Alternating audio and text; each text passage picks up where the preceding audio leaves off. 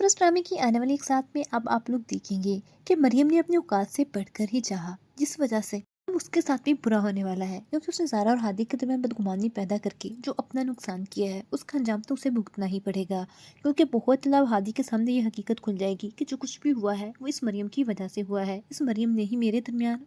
और ज़ारा के दरमियान बदगुमानी पैदा की है, जिसके बाद आदित्य कभी भी इस मरियम को माफ़ नहीं करेगा और अपने घर में बर्दाश्त नहीं करेगा। लेकिन जब मरियम बताएगी कि उसने ये सब कुछ महरू के कहने पर किया है, तो हो सकता है कि मरियम को माफ़ी मिल जाए। लेकिन उसके बाद क्या रेहान इस मरियम से शादी करेगा जब मरियम की हकीकत इसके सामने खुल जाएगी कि इस मरियम ने क्या किया है उसकी बहन के साथ, उस बहन के साथ जिससे वो अपने घर ले आने के लिए तरसता रहा, और मुश्किलों से अगर उसके घर आई तो उसकी खुशियां मरियम ने उसे छीन ली। इसी तरह मेहरू की हकीकत तो खुल ही जाएगी, जिसके बाद अब फरा बेगम इस मेहरू पर केस करेगी और इस मेहरू को तो जेल तक जाना पड़ेगा, और यही सदमा मुनीर साहब से बर्दाश्त नहीं होगा। लेकिन आलिया बेगम की आंखें तो अब खुलेंगी कि उसने दूसरों का नुकसान करना चाहा, हकीकत में तो अपनी ही बेटी का नुकसान कर बैठी। कौन कौन इस आलिया बेगम